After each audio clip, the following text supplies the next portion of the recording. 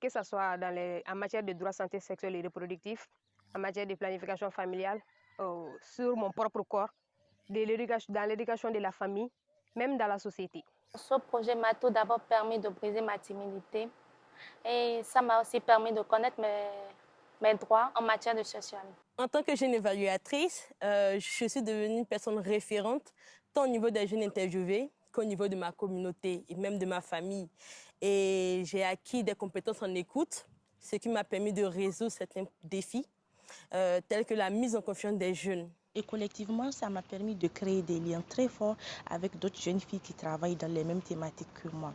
En termes de croyances, grâce à ce projet-là, je fais dorénavant attention parce qu'avant, je me suis rendu compte que je contribuais à renforcer des stéréotypes autour de moi, comme par exemple la pression sociale, les jeunes filles qu'il faut se marier à un certain âge.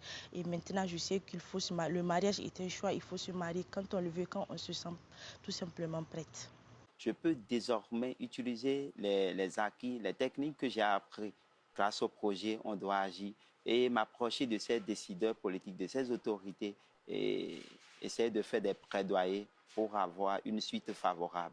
Ça m'a permis également d'améliorer mes compétences au niveau de la gestion du plaidoyer. Comment est-ce qu'on parle aux décideurs? Comment est-ce qu'on essaie de présenter un plaidoyer? Également au niveau de la communication avec les autres organisations. Après avoir pris part à ce projet, je me sens encore plus renforcée en matière de capacité de plaidoyer, de porter la voix de mes consoeurs qui sont les sans-voix.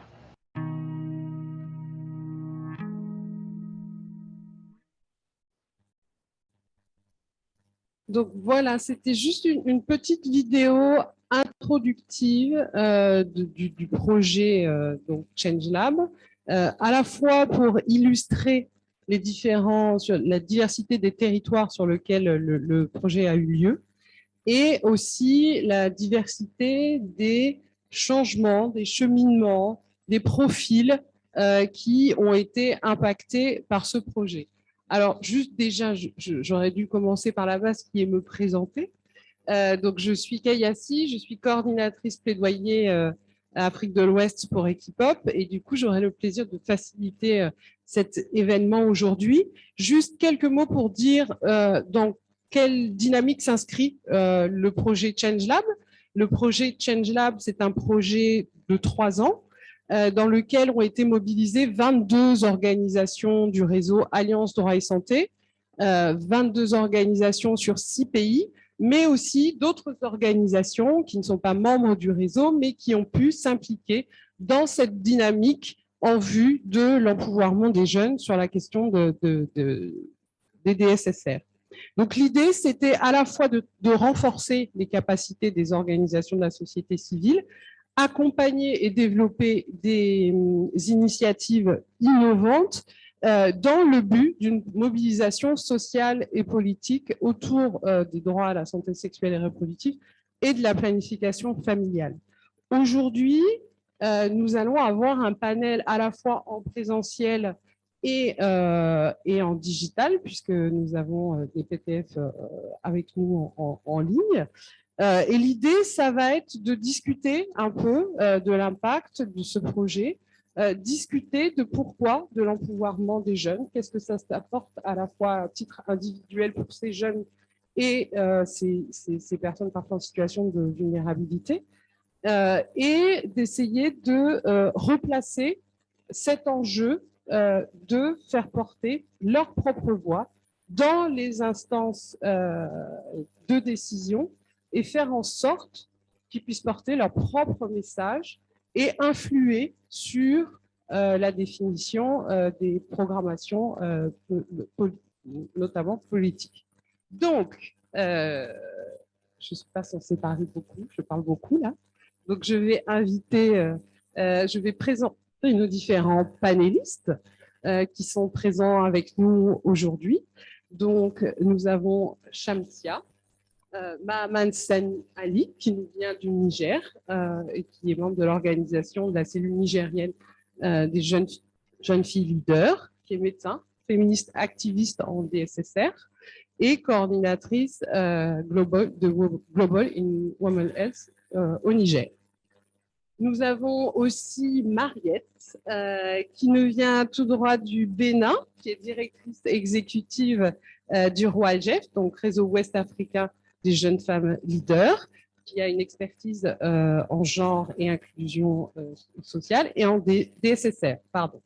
Et nous avons notre cher Mohamed Abdoulaye Traoré, qui nous vient, lui, du Mali, qui est responsable suivi évaluation à la GICAD, l'association des jeunes pour une citoyenneté active au Mali, et qui est notre, comme il le dit si bien, apprenti AOC. Alors, nous avons aussi en ligne avec nous Diakoumba Gassama, experte jeunesse. Diakoumba, je ne sais pas si vous nous entendez.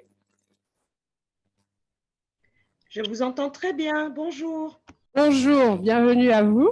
Diakoumba Gassama, donc afroféministe, experte en jeunesse, de multiples expertises, je dirais même, une expertise dans de multiples domaines, la justice pénale internationale, le droit au développement, droit des minorités sur divers territoires, en Afrique, en Europe et en Asie Pacifique. Donc, bienvenue parmi nous aujourd'hui et merci d'avoir accepté notre invitation. Nous avons aussi en ligne Agathe. Agathe, est-ce que tu nous entends, Agathe? Oui, je suis là. J'ai commis l'impair que je ne voulais pas commettre. Agathe Blanc-Camisoko, qui n'a pas pu être parmi nous aujourd'hui, mais qui est secrétaire générale adjointe de l'Association des femmes juristes de Côte d'Ivoire et chargée de programme.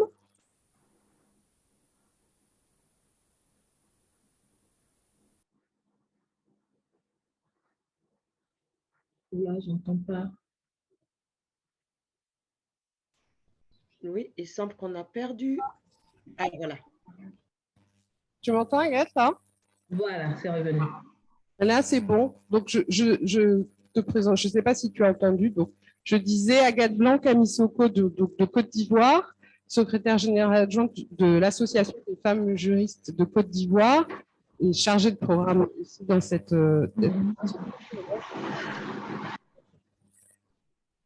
Je vais passer ensuite à Alex Lemay, directeur adjoint du fonds Amplify Change, qui est un fonds en faveur des SSR et qui soutient de multiples associations et militants féministes sur divers territoires et notamment en Afrique de l'Ouest.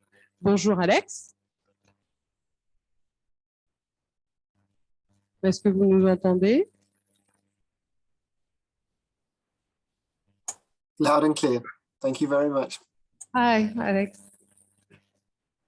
Et enfin, j'ai le plaisir d'accueillir Sylvie Bourdonnais, qui est responsable d'équipe au sein de la division santé et protection sociale de l'AFD, qui est référente sur les enjeux de démographie et des SSR, et l'AFD qui soutient de multiples projets, notamment en santé publique en Afrique de l'Ouest, et qui a soutenu le projet Change Lab. Sylvie, vous m'entendez? Oui, bonsoir. Bonsoir à toutes et tous. Bienvenue. Ravie d'être là. Merci à vous. Je vous propose, on va procéder en deux temps. On va avoir un premier temps avec nos panélistes en présentiel. On va d'ici peu passer une autre vidéo qui va présenter un peu les résultats du projet et les changements induits. Et ensuite échanger avec nos panélistes en présentiel qui puissent nous parler du projet porté et des impacts qu'ils ont perçus auprès des jeunes, mais aussi des différents alliés sur leur territoire. Et nous aurons un échange avec nos panélistes en ligne à qui on demandera peut-être de réagir à ce qui va être dit en plénière ici et nous apporter leur éclairage en tant que partenaire technique et financier. Pardon. Donc, je vous laisse lancer la deuxième vidéo.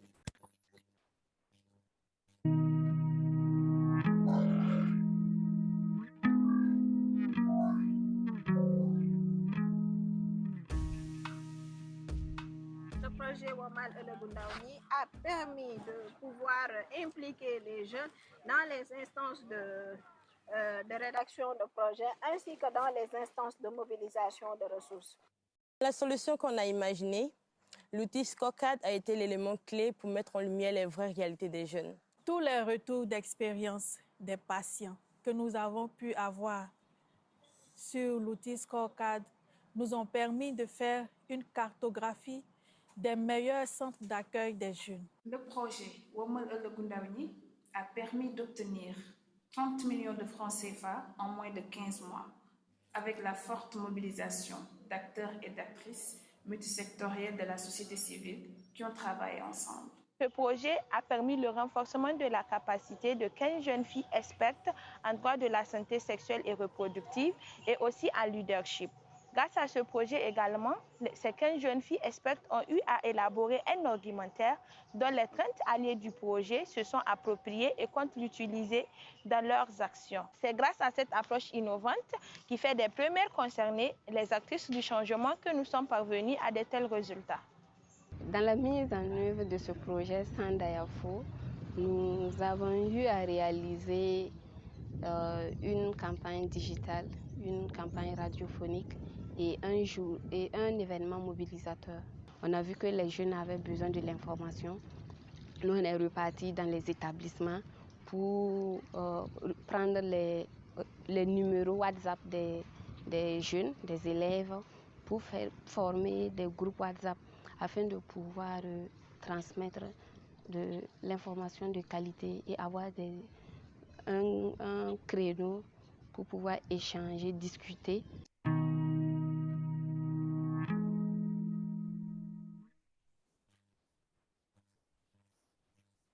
On a eu une petite présentation des différents résultats, mais du coup, je vais m'adresser à vous trois qui êtes présents et qui avez été impliqués sur vos territoires sur les différents projets.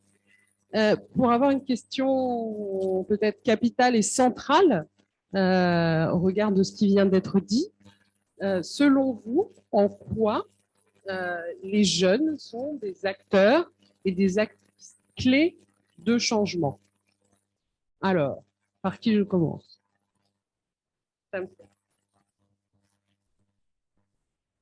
Merci Kaya.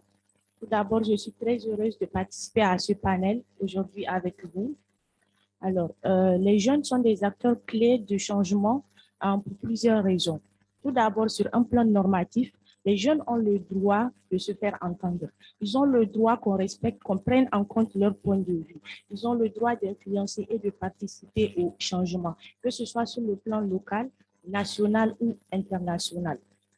Alors, et aussi, nous devons respecter le principe d'impliquer les jeunes dans toutes nos démarches, dans nos projets politiques pour rester inclusifs.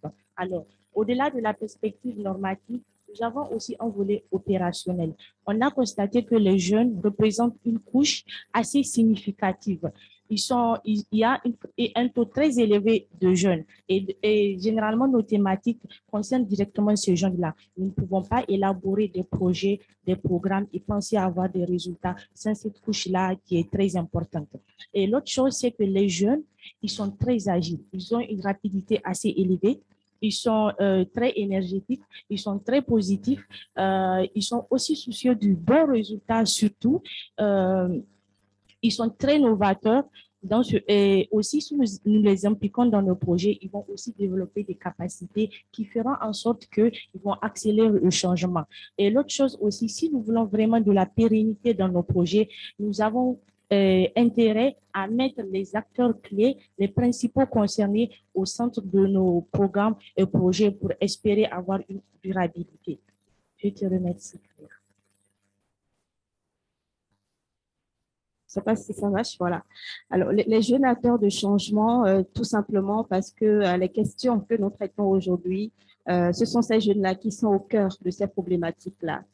Les jeunes acteurs de changement, simplement parce que ce sont ces jeunes qui maîtrisent mieux leurs problèmes et qui savent par quel outil, par quel moyen on peut passer pour régler leurs problèmes.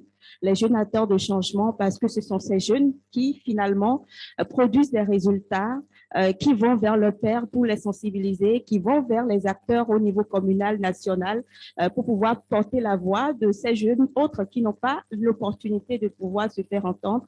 Et finalement, ce sont ces jeunes-là qui font du bruit et qui nous amènent aujourd'hui à voir tout ce que nous avons pu observer sur nos différents projets dans nos différents pays. Ce sont des jeunes qui mettent des actions pour eux, mais également pour le père. Donc, ils sont au cœur du processus, que ça soit au niveau personnel, mais également au niveau collectif et sur tout le territoire de façon générale.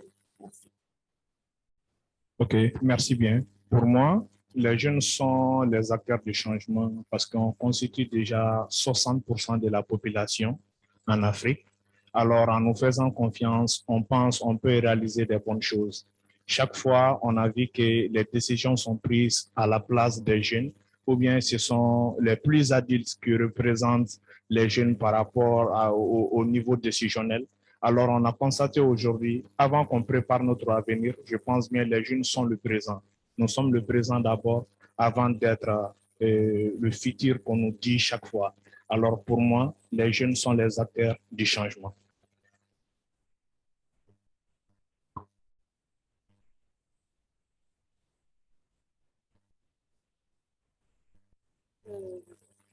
Merci à vous trois. Et du coup, ça me donne l'occasion d'aller encore plus loin avec vous pour que vous puissiez nous partager votre expérience un peu plus dans le détail et nous dire en quoi les projets que vous avez portés ont contribué à ces changements autour des droits sexuels et reproductifs, mais aussi des changements que vous avez pu constater à l'échelle individuelle et collective. Mariette, je vais commencer par toi.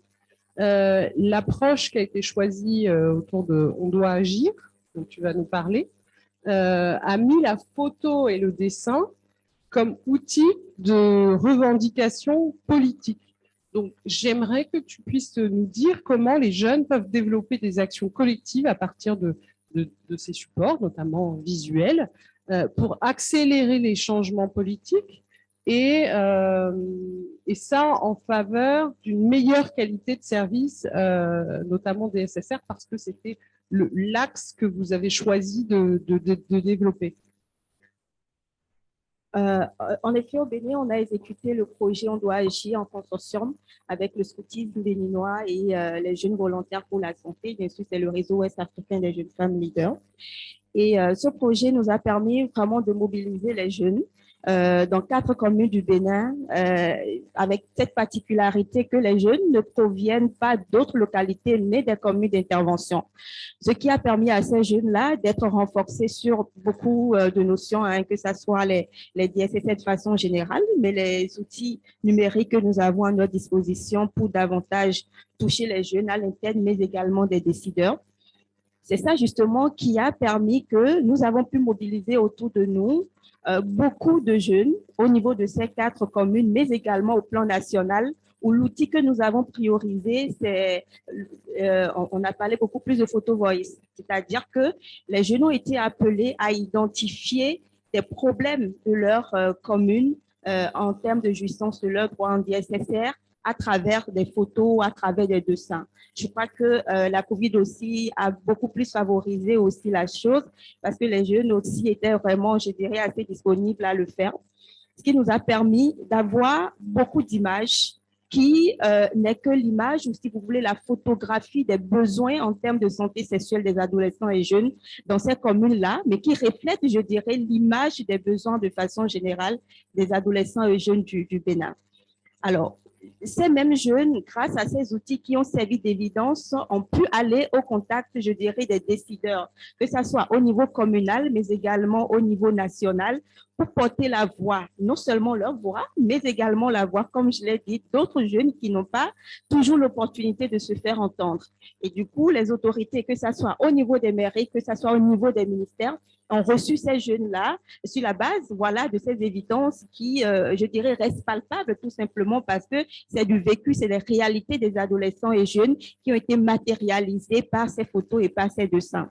Je dirais également que en termes de changement ou même d'action collective, c'est des jeunes qui ont été personnellement renforcés, individuellement renforcés, je dirais, qui ont développé leur estime de soi, qui ont développé des compétences en photographie, en analyse de photographie, en prise de parole, en plaidoyer, mais également au niveau collectif parce qu'ils ont été amenés à travailler ensemble, à développer des outils ensemble et plus encore à aller vers des décideurs. Un peu pour paraphraser un jeune, je l'ai toujours vu à la télé, je ne pensais pas un jour pouvoir discuter avec le ministre, par exemple, de la Santé ou même prendre des photos avec lui. Je vis dans ma commune, mais je ne pensais pas un jour pouvoir discuter avec le maire.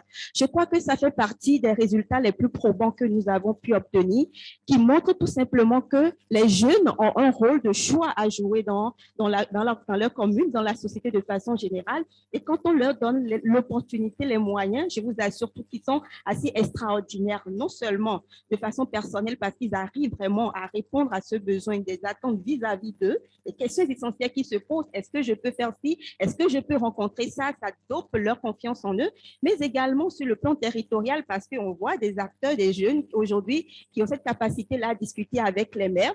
Et enfin, un exemple simple que je donne, c'est qu'aujourd'hui, dans ces communes d'intervention, nos jeunes ont l'opportunité chaque fois d'assister aux conseils communaux, des maires qui font appel à ces jeunes-là parce qu'il y a des questions qui concernent la jeunesse. Je crois que ça fait partie des choses aujourd'hui qui bougent au niveau de ces espaces-là. Il serait vraiment dommage de ne pas continuer à accompagner cette dynamique-là qui s'est déjà créée parce qu'on a besoin vraiment d'amplifier davantage ces résultats obtenus, non seulement pour ces jeunes-là, mais également pour d'autres jeunes au niveau national qui ont vraiment besoin de ce genre de programme pour pouvoir vraiment s'éclore et développer leur potentialité. Merci.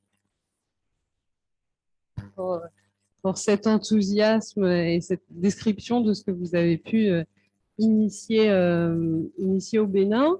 Ce que je retiens, c'est à la fois cette dynamique à l'échelle individuelle, que des approches innovantes comme l'utilisation d'outils d'exposition photo, de photographie, a permis aussi de favoriser l'expression, valoriser l'estime de soi et cette idée que ça a été l'opportunité de mettre en lumière une expertise, une expérience de vie autour de cette question de l'accès aux services et la qualité des services, et un dialogue dans des espaces de décision.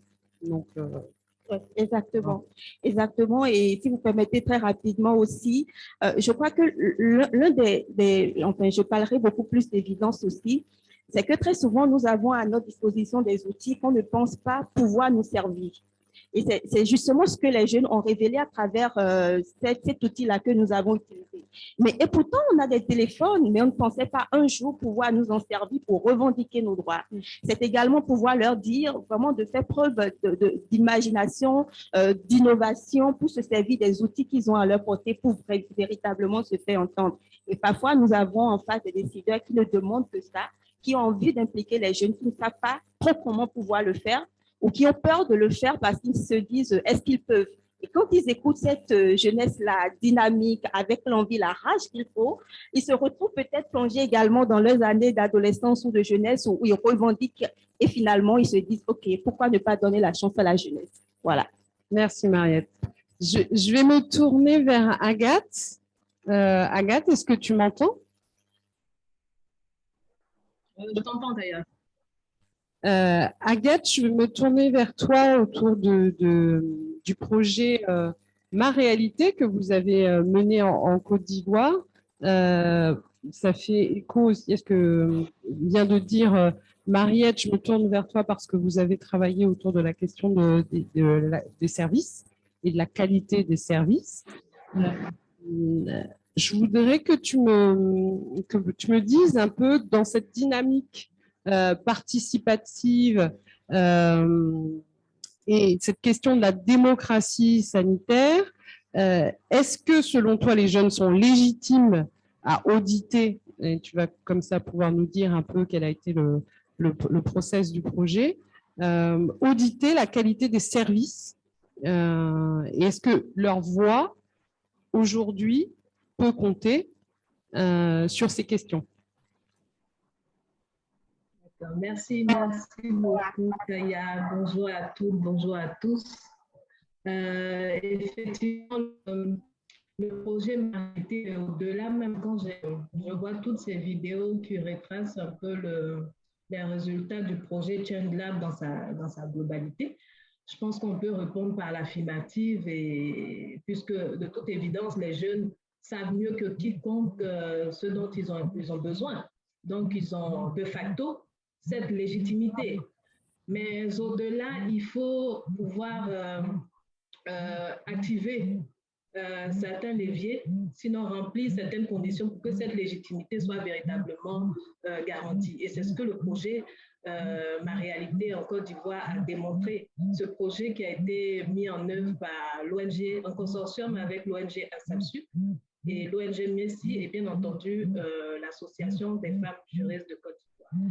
Et comme je le mentionnais, comme condition à cette légitimité, il y a la question du renforcement de capacité des jeunes. Et cela est ressorti dans la première vidéo qui a été diffusée tout à l'heure. La question du renforcement de capacité, elle est transversale. Parce que assumer cette légitimité, c'est vraiment donner les moyens, sinon les outils nécessaires à ces jeunes-là pour pouvoir être suffisamment compétents, avoir l'expertise technique, pour pouvoir vraiment intervenir sur la qualité des services.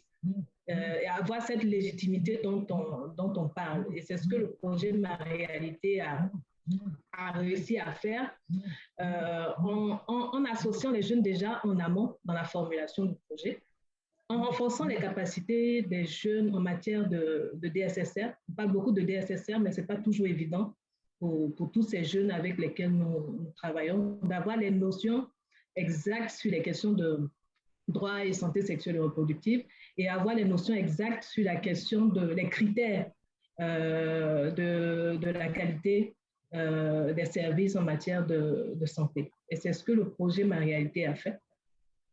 Nous avons formé ces jeunes, nous avons ensemble identifié les critères qui permettent d'évaluer les centres de santé. C'est de façon, on va dire, consensuelle, avec bien sûr l'œil des experts du ministère de la Santé. Et c'est ensemble que ces critères ont été identifiés.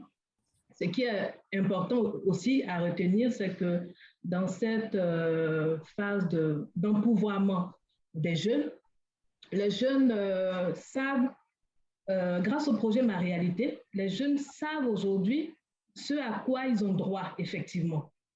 Et comment revendiquer cela? À qui s'adresser? Et comment le faire? Le projet Ma Réalité a réussi à mettre en avant tout cela.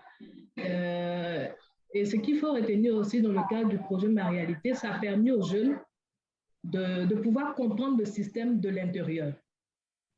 De l'intérieur, c'est-à-dire en pratiquant, en allant vers les prestataires de santé pour avoir un échange, on va dire, fraternel, sinon bienveillant, et de sorte à comprendre comment le système fonctionne et de ne pas se contenter des a priori qu'ils avaient de l'extérieur. Si on prend l'exemple de la chaîne d'approvisionnement, par exemple, en méthode contraceptive, les jeunes ont pu comprendre comment est-ce que le système fonctionne.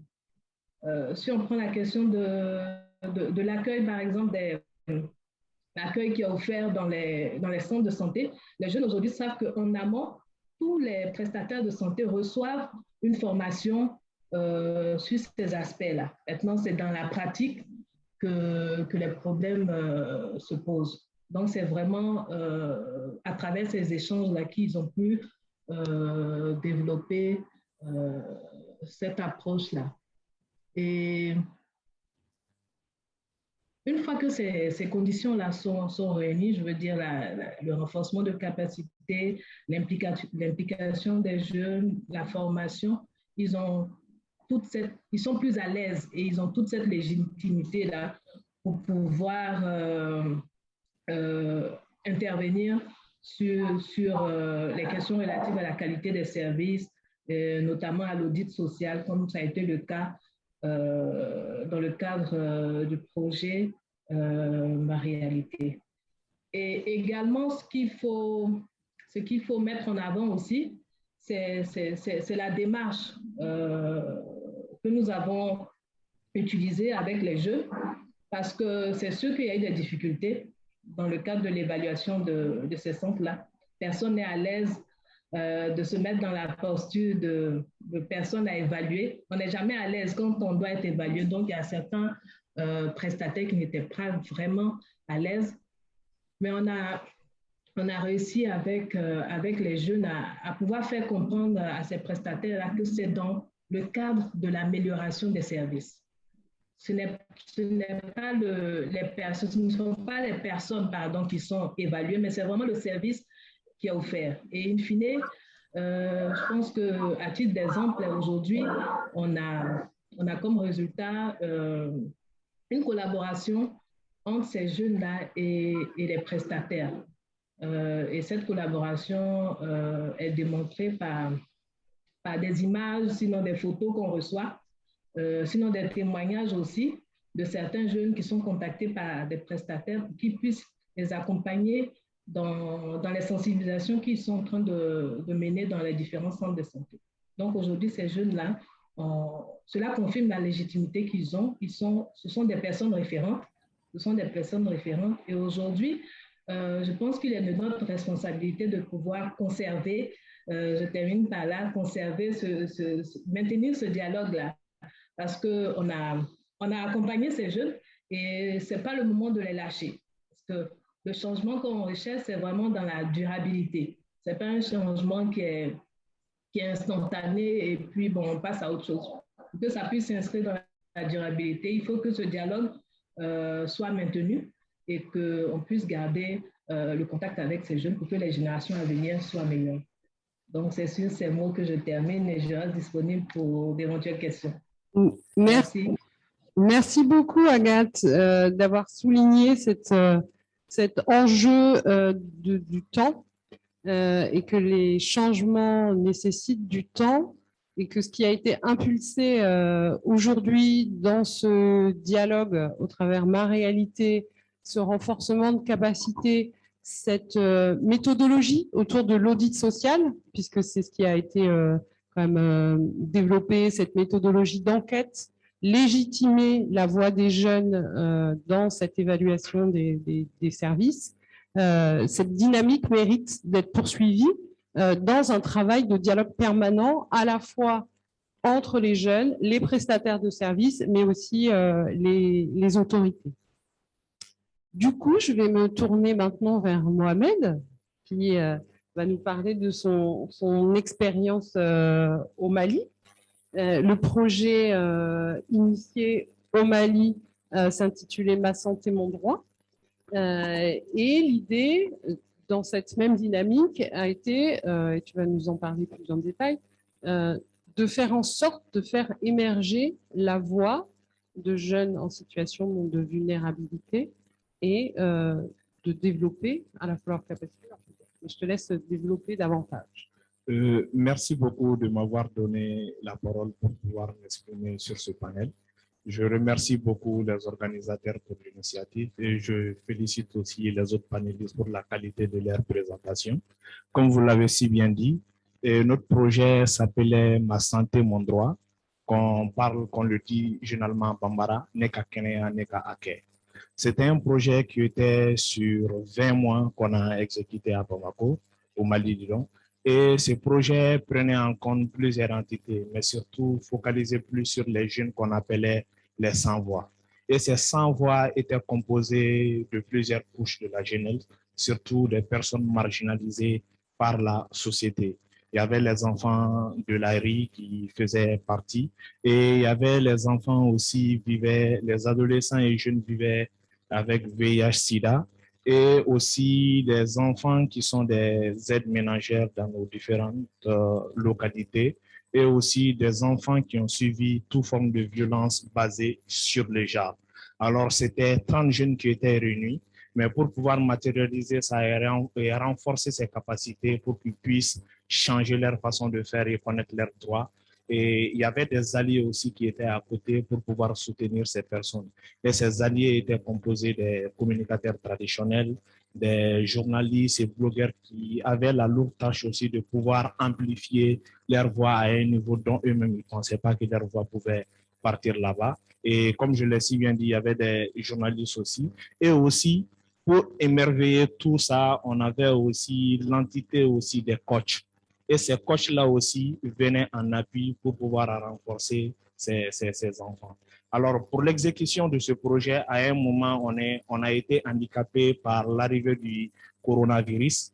Alors, le coronavirus a fait en telle sorte qu'on n'a pas pu commencer les activités du projet à un moment. Mais Dieu faisant bien les choses, on a essayé d'innover. Et l'innovation est venue comment? Et en connaissant l'approche orientée changement, alors nous nous sommes réunis, les membres du consortium, pour pouvoir échanger et innover dans les activités. On a acheté des téléphones portables pour chaque enfant. C'était pour d'autres leur première fois de pouvoir toucher même à des smartphones. Certes, il y a d'autres qui connaissaient les téléphones, mais de pouvoir manipuler les smartphones, c'était une première fois pour d'autres. Alors, on a renforcé ces enfants sur l'utilisation de WhatsApp, sur l'utilisation des réseaux sociaux pour pouvoir profiter de la nouvelle technologie, pour pouvoir renforcer leurs capacités. Alors, il y a une de nos plateformes qui existe au Mali qu'on appelle Click Info Ado. Click Info Ado contient 18 leçons sur la santé sexuelle et reproductive. On profitait de ces leçons qui sont en bambara et en français avec ces leçons pour pouvoir discuter avec les enfants en leur apprenant leurs droits et les juridictions qui sont disponibles et les leçons sur la santé sexuelle et reproductive, les violences basées sur le genre. Alors, l'appui des coachs aussi sont venus là-bas. Nous avons créé des mini-groupes.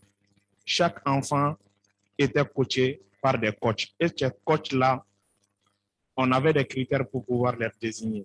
Alors, ces coachs étaient des personnes qui avaient des renommées dans la société. Il y avait des médecins, il y avait aussi des jeunes influents qui sont modèles pour les autres jeunes, qui sont connus. Et aussi, il y avait des jeunes champions aussi, des jeunes champions sur les questions liées au DSSR. Alors, c'était ces personnes-là qui étaient là en train de coacher ces enfants. Alors, comment nous sommes arrivés au changement sur ces personnes?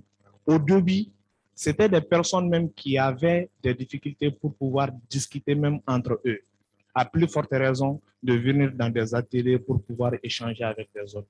Alors, c'est l'approche coaching et les mini-formations en plein air aussi, et aussi dans les groupes WhatsApp qui nous a permis de pouvoir les coacher. Et il y avait des coachs aussi qui partaient juste dans la famille de certains pour pouvoir discuter avec eux.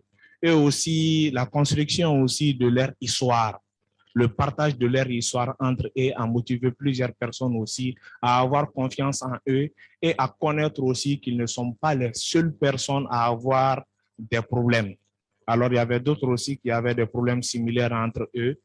Leur partage d'expérience leur a permis de pouvoir être plus ouverts envers l'un et l'autre et de pouvoir échanger leur histoire. Alors, l'une des choses qui a beaucoup marché dans le cadre de ce projet, c'était l'élaboration de la charte d'engagement des 100 voix.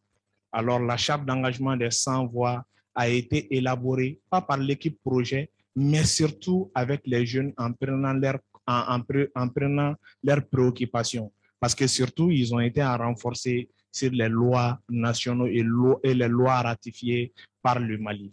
Alors, après ça, on a fait une listing de ces éléments qui a été conçu en document charte d'engagement. Et ce charte d'engagement a été soumis aux autorités, aux décideurs du Mali pour signature.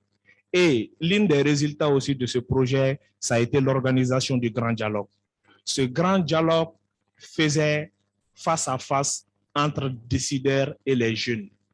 Et c'était les jeunes qui étaient là ce jour-là pour discuter de leurs problèmes devant les décideurs, en leur exposant leurs problèmes et en réclamant leurs problèmes et en mettant l'accent sur ça vraiment. Alors, les jeunes adolescents et jeunes étaient accompagnés ce jour-là par les alliés sur notre panel pour pouvoir revendiquer ces droits. Alors, je vais venir un peu par rapport au niveau de l'approche orientée changement. L'approche orientée changement nous a beaucoup aidé dans l'exécution de notre projet vis-à-vis que ça soit, c'était pas seulement concentré sur le suivi et des pas des changements qui étaient dressés pour nos cibles, que ce soit les alliés, les sans-voix. Mais ça nous permettait nous-mêmes, les membres de notre consortium, côté exécutif de ce projet, de pouvoir se questionner et de pouvoir voir nos planifications et même revoir nos plannings et l'approche dont on utilisait pour pouvoir travailler avec nos cibles. Alors ça, c'est en grosso modo quelques points dont je peux donner. Merci bien. Merci beaucoup, Mohamed, pour cette présentation et cette mise en avant à la fois de l'approche innovante qui est utilisée au bénéfice des jeunes, à la fois dans un développement individuel, mais aussi dans une dynamique collective et même dans la dynamique et l'approche de définition programmatique du projet où vous avez saisi l'opportunité de pouvoir réajuster en fonction pour cheminer en même temps que ces jeunes qualifiés de sans-voix en situation de marginalisation. Donc, l'idée de cette approche intersectionnelle aussi et inclusive est aussi très intéressante sur votre projet. Maintenant, je voulais rebondir rapidement sur deux aspects. Je vais être très court. L'approche orientée changement nous a permis de pouvoir constater qu'il y avait des jeunes entre les sans-voix qui étaient victimes de plusieurs problématiques, que ce soit côté handicap, et côté violence basée sur le genre qu'ils ont subi. Alors l'AOC nous a permis de pouvoir nous adapter et de les comprendre. Mais surtout, l'un des résultats qui me paraît rayonnante plus aussi, c'est d'attendre avec ces sans-voix-là qui sont là en train de nous dire aujourd'hui qu'ils ne sont plus des sans-voix, qui sont la voix des sans-voix. Alors ça, c'est quelque chose qui nous met en l'aise, qui nous réconforte et qui nous montre que ce projet n'est pas venu de néant. Alors, j'invite aussi les partenaires financiers et les partenaires techniques aujourd'hui de pouvoir nous soutenir. Chaque organisation ici présente, de pouvoir nous soutenir pour qu'on puisse avoir des sites logiques pour ce projet. Parce que ces jeunes-là, aujourd'hui au Mali, sont là en train de réclamer leur autonomie. Alors, pour nous, si on doit donner plus de voix aux jeunes, alors faisons confiance aux jeunes. Il faut qu'on puisse aujourd'hui continuer à accompagner ces jeunes-là qui sont devenus des relais, qui sont devenus des modèles aujourd'hui au Mali vis-à-vis de toutes les organisations militantes dans la santé sexuelle et reproductive. Et aujourd'hui, on n'a pas de créneau qui existe au Mali lié à la santé sexuelle et reproductive dont ces jeunes ne sont pas invités. Alors vraiment, chapeau à ces jeunes et on demande aux partenaires techniques de nous soutenir toujours pour ces actions continuelles. Shamsia, nous allons partir au Niger. Et du coup, c'est intéressant parce que ça fait aussi transition avec ce que vient de dire Mohamed sur la question du rôle modèle, modèle d'identification. Vous avez travaillé sur un projet qui s'appelle La Voix des jeunes filles, autour de la question des stéréotypes liés à la taille de la famille, à la conjugalité. Je voudrais savoir pourquoi et comment la valorisation et la reconnaissance de l'expertise de ces jeunes filles permet le renforcement de leur pouvoir, et leur permet d'agir collectivement pour accélérer le changement.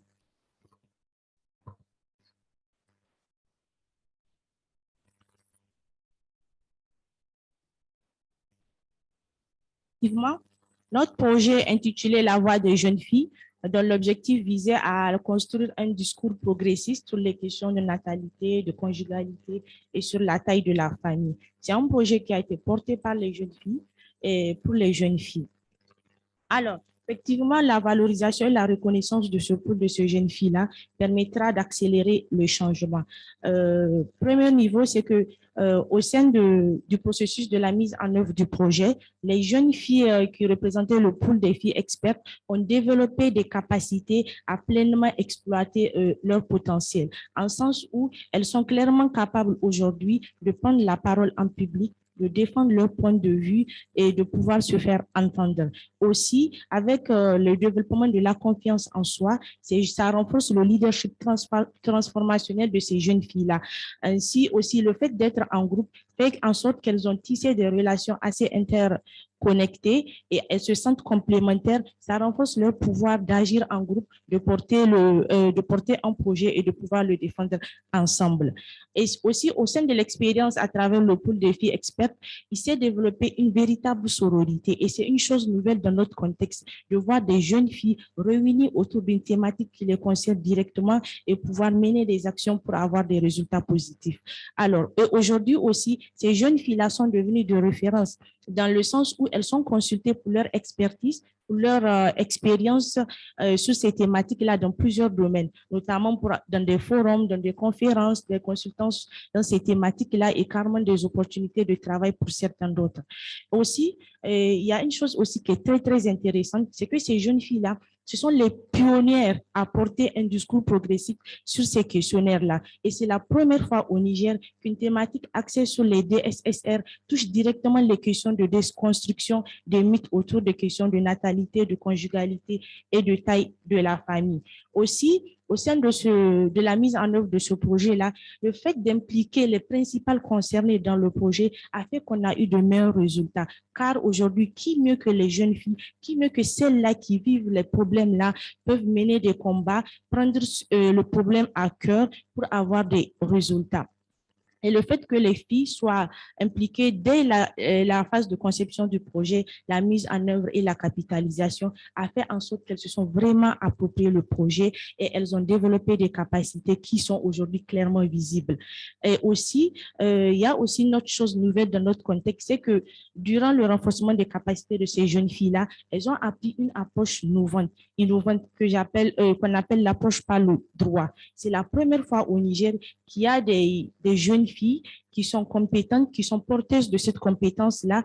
Et je pense que c'est une chose assez intéressante si on maintient ce pool de jeunes filles, si on continue à lui donner de la force, telle une graine qu'on a semée, qu'on a commencé à arroser, qu'on a désherbée au fur et à mesure, on doit continuer à l'arroser pour qu'elle puisse grandir, pour qu'elle puisse s'enraciner et donner beaucoup de changements et jusqu'à donner des fruits qui vont être assez bénéfiques pour la communauté. Ce pool de jeunes filles expertes, vraiment, s'il est maintenu et valorisé, ça va servir de point de référence pour continuer aussi à inspirer d'autres jeunes filles et pour leur dire que c'est possible que des jeunes filles se mettent ensemble ayant des statuts différents, ayant des profils différents, ayant des vécus et des expériences différentes pour pouvoir travailler sans difficulté à pouvoir porter leur voix. Et aussi, l'autre chose assez intéressante, c'est que ces jeunes filles-là ont été capables d'être dans des salles, en fait, pour tenir des ateliers de discussion avec les différentes parties prenantes qui étaient sur ces mêmes thématiques, à savoir les leaders religieux, l'équipe projet, les partenaires étatiques. Et c'est assez difficile, en fait, dans le temps de pouvoir le faire. Avec les questions de conflits intergénérationnels, souvent, il faut avoir des capacités et des compétences assez évidentes, en fait, pour pouvoir arriver à bon terme. Et elles sont arrivées à ce résultat-là parce qu'à la fin, nous avons effectivement aujourd'hui un argumentaire qui a été élaboré sur l'approche par le droit, cette approche assez innovante. Et ce discours-là, c'est la première fois aussi qu'il a été élaboré au Niger parce qu'on a fait l'enquête en fait auprès des autres organisations qui utilisent des argumentaires pour pouvoir mener des actions dans ces thématiques-là. Et donc, le fait qu'aujourd'hui, on a cet argumentaire-là, c'est quelque chose qui doit continuer aussi à être vulgarisé. Nous avons eu un premier pas où nous avons eu à former d'autres 30 OSC alliés et des partenaires étatiques et des leaders religieux, mais ça ne doit pas s'arrêter que là, en fait. Ça doit être continué. Ce projet a été mis en œuvre dans 2 localités, mais vu les résultats, vu le poids de l'impact que ça a eu, c'est quelque chose que nous devons consolider, en fait, parce que aussi dans la marche du développement, c'est important qu'il y ait une référence, en fait, qui est quelque chose qui est là, qui sert de lumière, dont tout le monde a envie de le prendre comme modèle, en fait. Donc, il est vraiment assez important de continuer à valoriser ce pool des filles expertes pour accélérer le changement. Merci, Kaya. Ça marche. Merci beaucoup, Shamsia, d'avoir illustré cette dynamique autour de légitimer la parole de ces jeunes filles pour construire ce discours progressiste au Niger, et l'idée que cette mise en mouvement collective produit des effets et constitue une source d'inspiration pour d'autres jeunes et du coup contribue à pas construire ce changement sur la question des DSSR et ce mouvement citoyen au Niger. Je vous propose, merci à vous quatre pour cette première partie et le partage de vos expériences sur les différents projets. Je vous propose, avant de donner la parole à nos invités en ligne, et puis à ouvrir l'échange à la salle, de regarder une autre petite vidéo d'appel à la mobilisation des partenaires.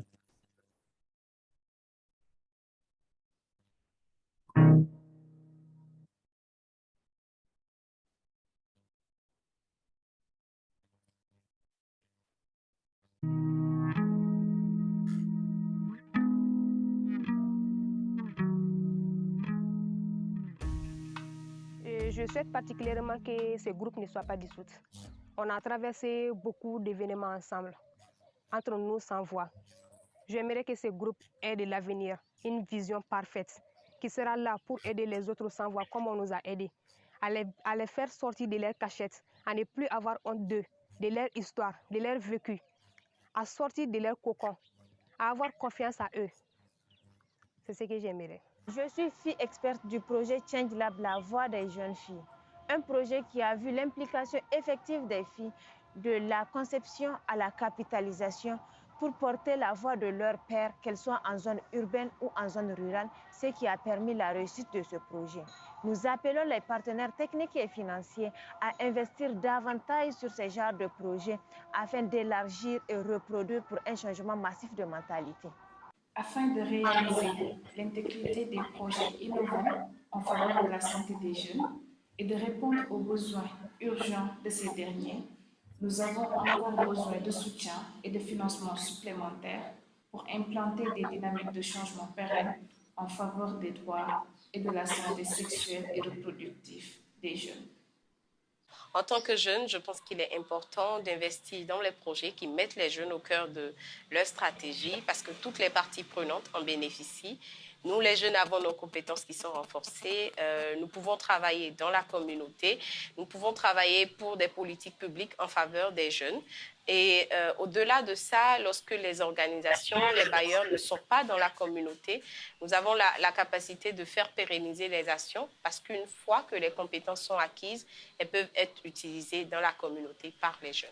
Les jeunes l'ont dit, l'expérience l'a montré, on doit agir, c'est le type de projet qui marche, il faut continuer à investir.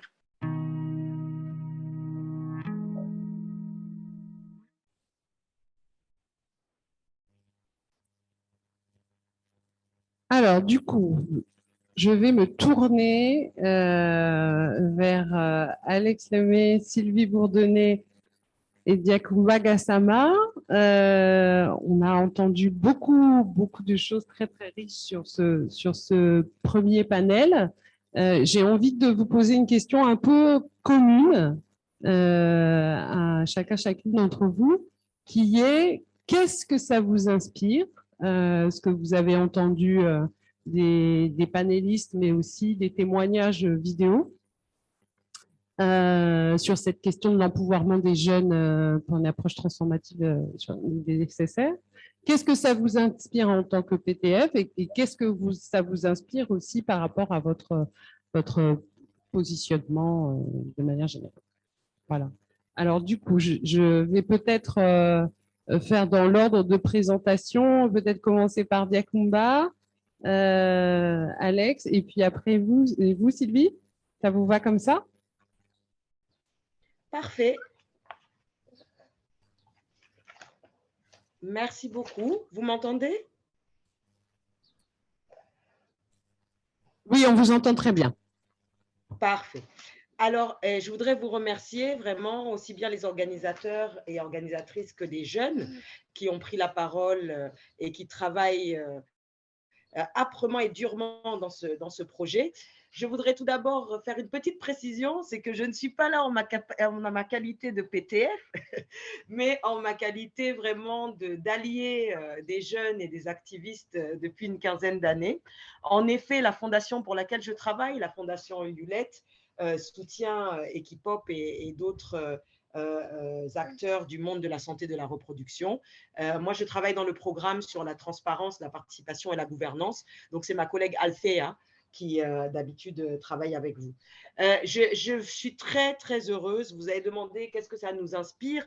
Moi, vraiment, c'est beaucoup de joie parce que je me rends compte qu'on décrit toujours très négativement le secteur dans lequel, les avancées dans le secteur dans lequel vous travaillez, qui a été pour moi le secteur qui m'a amené au militantisme il y a 15 ans, et vraiment de voir que dans des pays comme le mien, le Sénégal, comme le Burkina, le Bénin, la Côte d'Ivoire, le Mali, le Niger, on arrive à avancer de la manière dont vous nous l'avez décrit, vraiment, ça m'émeut même. Moi, je pense que dans les quelques minutes qui sont les miennes, je voudrais simplement remercier Mohamed en particulier de nous avoir précisé qui sont les sans-voix dans son pays, en tout cas dans le projet, parce que moi, depuis plusieurs années, j'essaie de m'interroger sur notre manière d'aborder la marginalisation, surtout en Afrique francophone, et d'essayer de voir vraiment, de faire un effort pour voir qui sont ceux et celles le plus en marge, mise en marge, merci pour l'expression d'ailleurs Mohamed, j'aime beaucoup, mise en marge par notre société. Les gens ne sont pas marginalisés, ne sont pas marginaux, ils sont marginalisés. Donc c'est une question que j'aurai pour les autres intervenants, pour les autres pays. J'aimerais savoir qui sont ces sans-voix avec qui vous travaillez. C'est vraiment une question importante pour moi. J'ai comme autre point, c'est plus un peu un échange que je voudrais avoir, c'est qu'en entendant qui est dans la salle, d'ailleurs salutations Marielle et aussi la camarade de l'Association des femmes juristes de Côte d'Ivoire, je me rends compte qu'il y a déjà un effort autour de l'intersectionnalité. Et vraiment, moi, j'aimerais que vous essayiez dans votre, comme recommandation, j'aurais que vous essayiez dans votre travail de chercher qui sont ces jeunes dans toute leur diversité. Parce qu'on a tendance, dans les vidéos, j'ai beaucoup apprécié ça, de voir des jeunes femmes, de voir des jeunes hommes, des jeunes femmes rurales, des jeunes femmes de minorité, etc. Je pense qu'il y a une expérience très riche dans les pays. J'ai parlé de Marielle tout de suite, des jeunes femmes leaders. Nous avons eu à militer ensemble au niveau de la région. Elles ont une expérience qu'elles peuvent partager et je suis contente de la voir ici. Donc, déjà fait. Nous avons un mouvement très, très vibrant au Sénégal de personnes vivant, de jeunes personnes vivant avec le handicap. Donc, je vous encourage à aller vers eux. Quant à la Côte d'Ivoire, aussi bien le mouvement LGBTI que le mouvement des jeunes vivant avec l'albinisme ou albinos, selon comment ils veulent s'identifier, sont des mouvements avec qui vous pourriez travailler si ce n'est pas déjà le cas. Peut-être que dans le débat, vous pourrez m'en dire plus. Vous allez me dire, bon, c'est très bien l'intersectionnalité, mais qu'est-ce que ça apporte? Vous avez parlé du rôle des jeunes comme acteurs de changement. Moi, je pense que mon expérience récente en tant que coordinatrice Afrique pour la jeunesse et le militantisme d'Amnesty International m'a permis, excusez-moi, c'est mon fils qui a décidé d'être un des panélistes, m'a permis de me rendre compte qu'une chose qui fait vraiment avancer les résultats, l'impact, etc., ce sont les alliances intersectorielles. Plusieurs des intervenants en ont parlé. Moi, je pense que les bénéfices à tirer sont d'abord l'expérience dans le positionnement des mouvements, le mouvement des femmes, des féministes, le mouvement des jeunes plus généralistes, sont des mouvements très ancrés.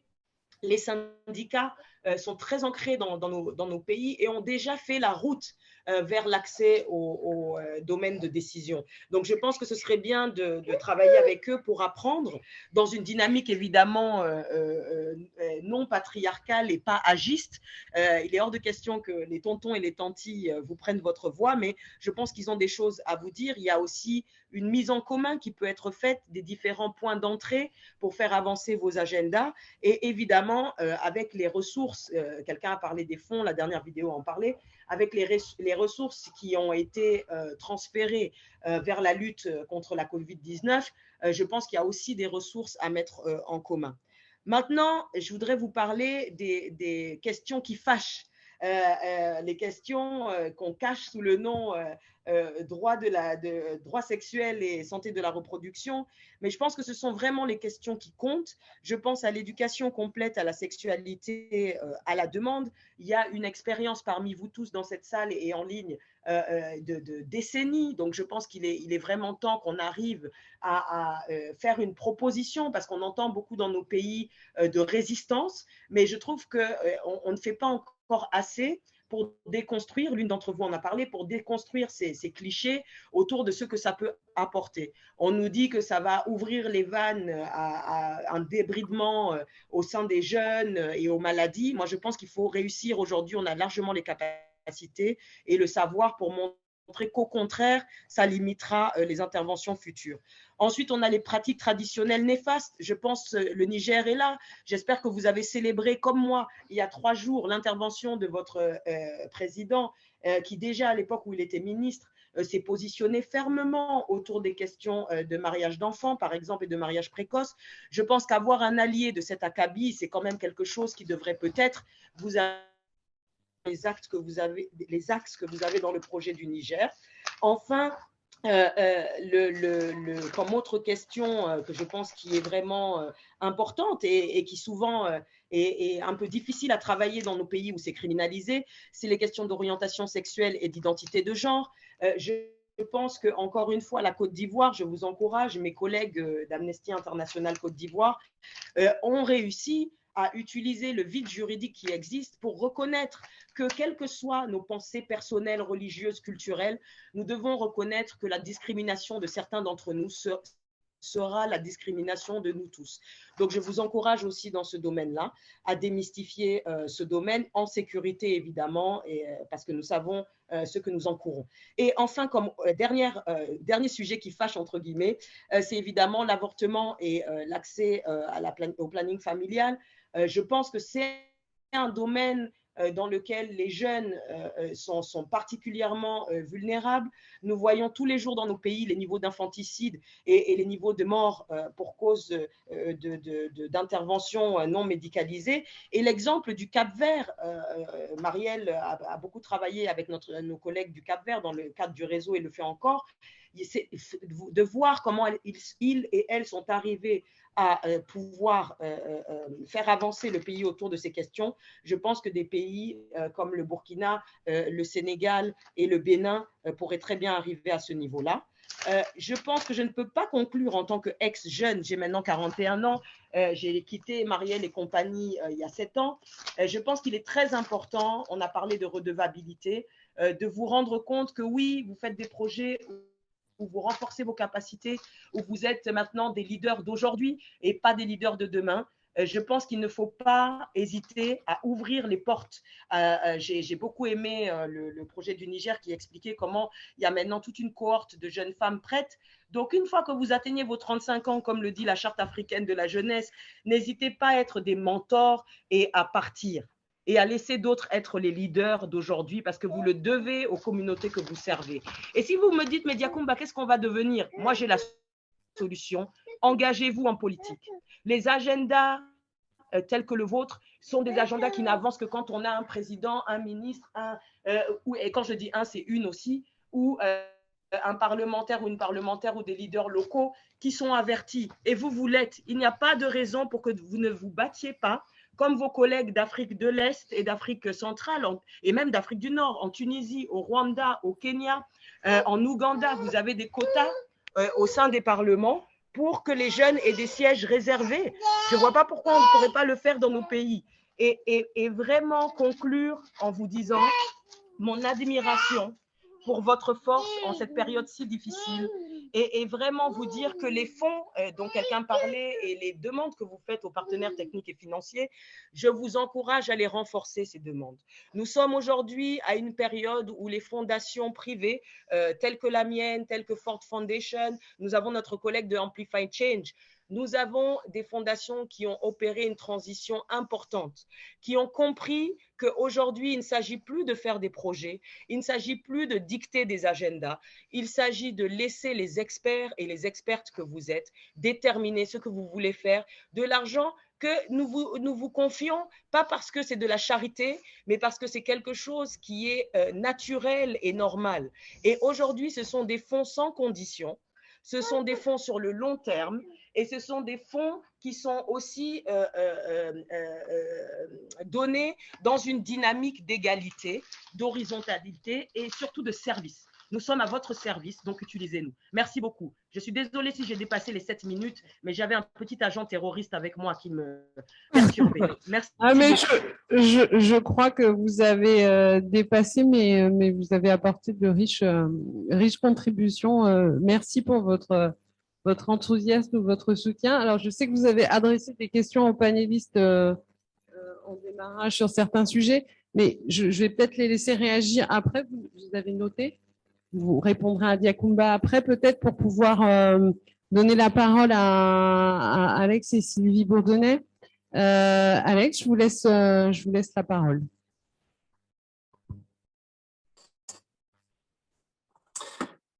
Thank you. I'm sorry I have to speak in English. My French is not good enough for today's event.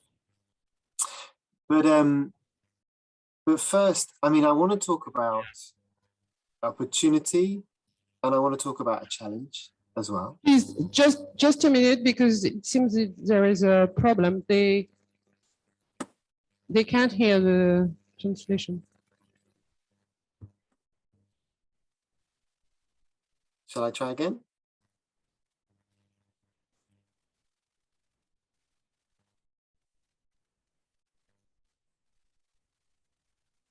C'est bon. C'est bon? Okay. Thank you. So I just want to say, you know, I want to talk of an opportunity, but I also want to talk of a challenge.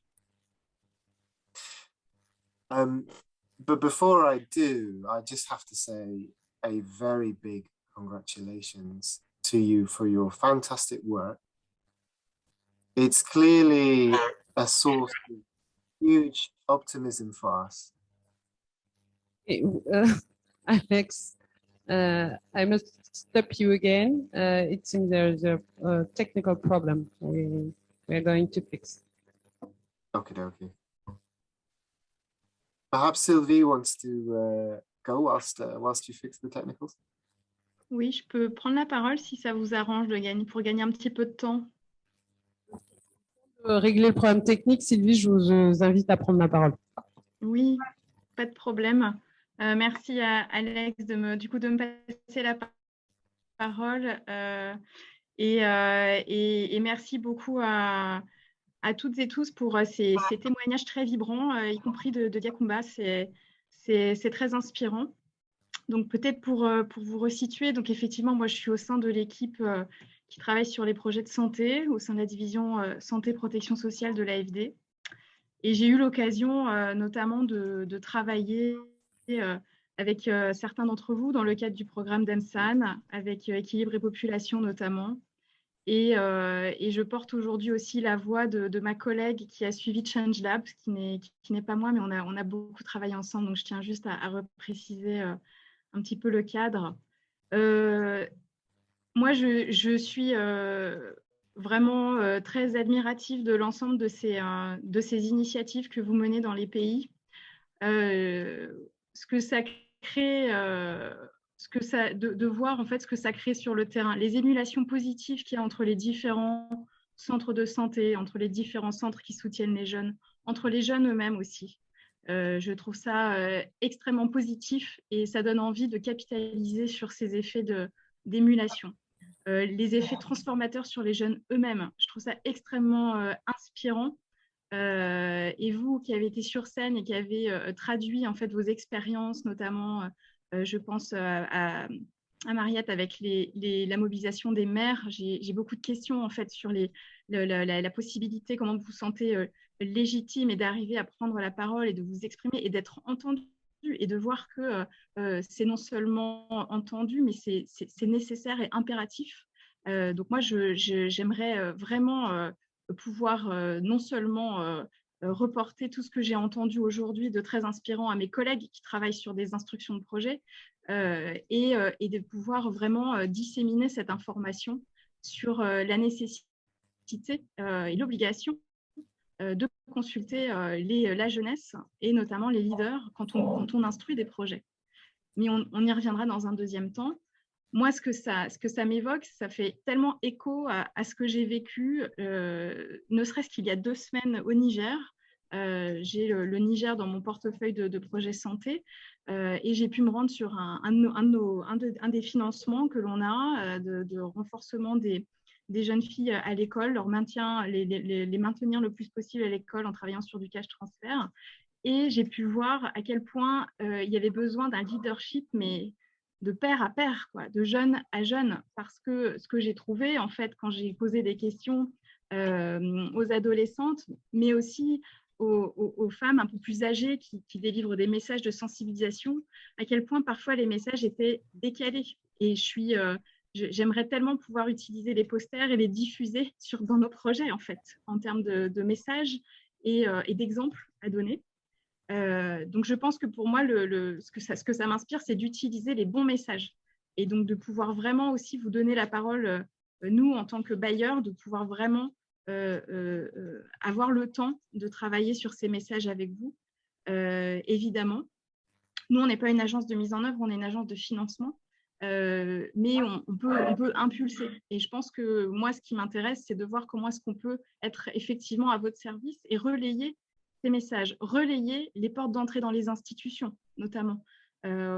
Moi, par exemple, je travaille avec les ministères de la Santé et ce qui m'intéresse, c'est de savoir comment partir de votre expérience et de pouvoir faire en sorte qu'elle soit systématiquement intégrée dans les approches et les politiques qui sont développées pour la jeunesse et les adolescents.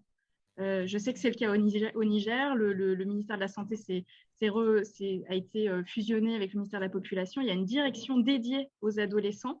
Et pour moi, j'aimerais vraiment qu'on puisse se rencontrer et qu'on ait ce message en plaidoyer auprès du ministère de la Santé. Donc, j'ai vraiment hâte de pouvoir passer à l'action aussi pour nous, en fait. Peut-être rapidement aussi, je me suis rendu compte qu'il y avait un besoin de leadership. Vous êtes vraiment des exemples extraordinaires, hommes et femmes, parce qu'on a besoin d'hommes aussi. Et je trouve que c'est extrêmement inspirant de pouvoir délivrer ces messages et aussi de montrer qu'un autre avenir est possible. Et donc, vraiment, encore une fois, merci pour ce que vous faites. Peut-être que pour l'AFD, peut-être remettre dans son cadre les choses. On finance donc des acteurs de terrain sur le sujet des droits à la santé sexuelle et reproductive.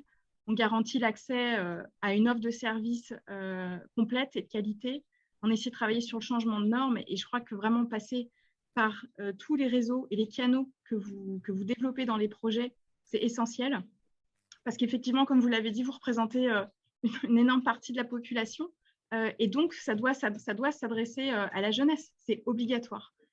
Et on travaille également sur les luttes, on lutte contre les violences basées sur le genre. Et les adolescents et les jeunes, ça fait partie d'un angle prioritaire de la politique de la France.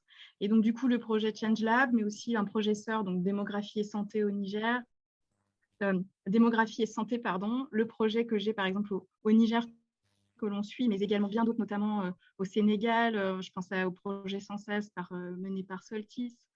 C'est la vie, qui est aussi un autre canal vraiment très utile et je pense extrêmement complémentaire avec les actions que vous menez, font qu'on doit avoir une approche transversale. J'apprécie aussi le sujet sur l'éducation complète à la sexualité qui a été soulevé. Et effectivement, ces discussions courageuses qu'on doit arriver à mener ensemble. Nous-mêmes à l'AFD, on fait en sorte, on a rédigé une feuille de route adolescent pour joindre ensemble la santé, puisque moi je suis dans la division santé, et mes collègues de l'éducation pour que nous travaillions ensemble à justement porter ces sujets qui sont délicats, qui reculent dans certains pays et qu'il ne faut pas abandonner, certainement pas. Donc, je crois qu'effectivement, c'est aborder ces sujets qui fâchent, comme vous l'avez dit. Je pense qu'on a justement besoin de vos voix pour les aborder de la bonne manière. Un dernier point peut-être, où je m'arrête là. Je n'ai pas mis le chronomètre. On est dépassé le temps, mais si vous voulez clôturer rapidement. Oui, peut-être pour dire sur les mouvements féministes, parce que en fait, cette année, ça a été une année importante avec le Forum Génération Égalité. Il y a eu des engagements pris et peut-être ça fait le lien avec les dernières questions qui sont posées sur comment est-ce qu'on peut continuer à vous soutenir. D'une part, effectivement, de faire remonter ces demandes. Je crois qu'à l'AFD, on fonctionne à l'initiative des ONG, mais également aussi à la demande dans les pays. Et je crois que c'est important, effectivement, de vous faire le relais de cette demande.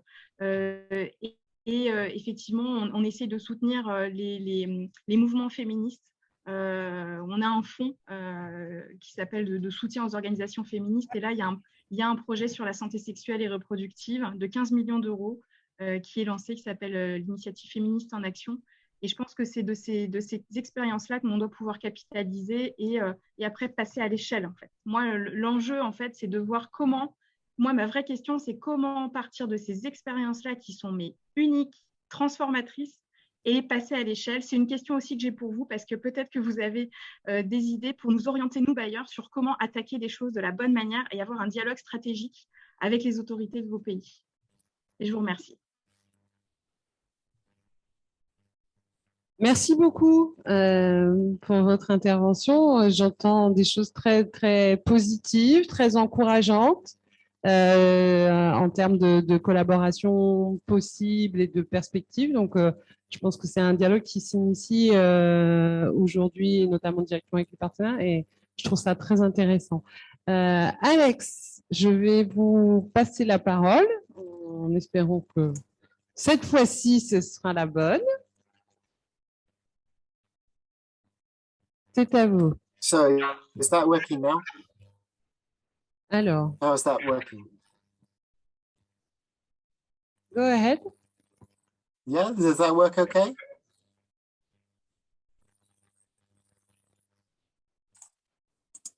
How does that work? Does that work okay?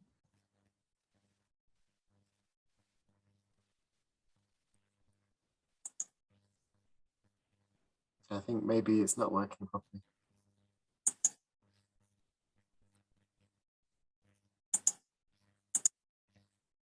How is this?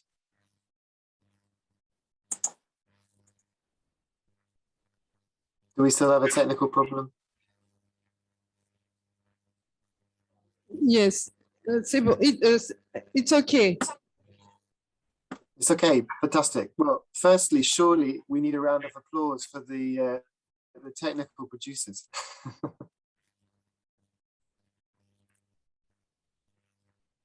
Is that working? C'est bon, allez-y. Excellent, excellent. And secondly, thank you so much to the young leaders who have given such a fantastic and inspiring set of presentations. Surely they deserve a round of applause that is loud enough for me to hear here in London.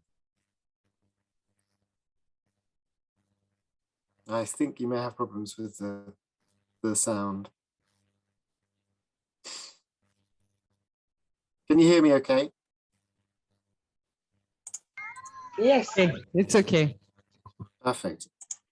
Okay, so I just want to talk briefly of the opportunity, and then also want to talk a little bit about challenges. I think it's clear that the opportunity for donors is there if we want to take it.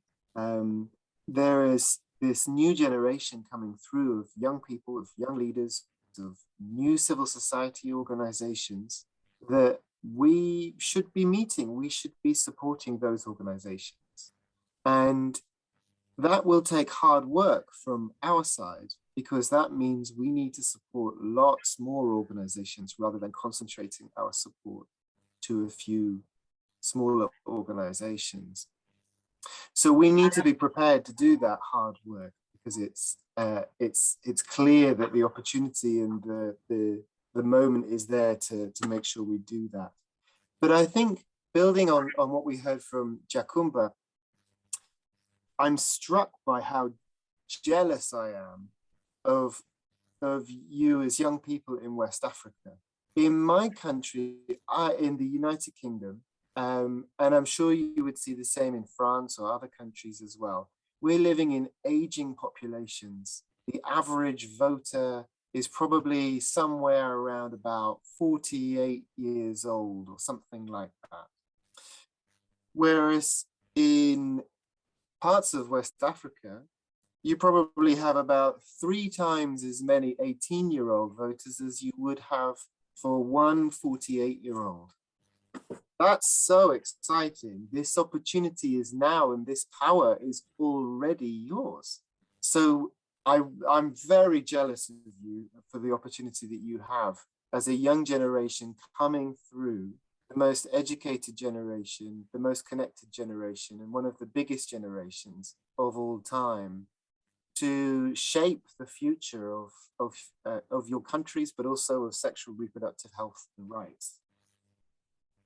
I'm really interested to think, how old is the president of Senegal, Macky Sall? I think he's 59 years old from what I understand. Is that correct? I think there's something like 4 times as many 18-year-olds as there are 59-year-olds in Senegal. So I think just to demonstrate that this really is the moment right now, and the power is already with you. But I think there is a challenge that I must be clear about. Funding, we can do more. We can innovate in the way we fund. We can work harder to make sure that we can allocate funding to a wider range of organizations, for sure. But I think funding is vulnerable now from international sources. The UK, France, European countries, North America have been hit hard by coronavirus. And we have an aging population which is starting to feel a little bit less comfortable with support for international development.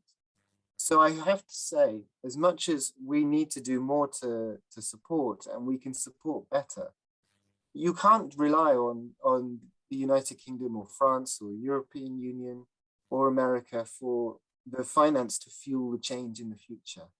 And that's probably a good thing, because it should come from the places where change is going to happen. So I would encourage you, just as much as you should feel more confident to apply for those sources of funding, you must also think for the future about how to innovate, not just in terms of promoting rights or strengthening health services or improving laws, but also how can you finance, how can you fuel, how can you make sure that the change that comes will be driven by citizens who are funding, who are acting, and who are pushing for change themselves.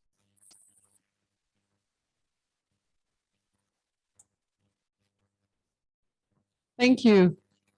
Du coup, merci de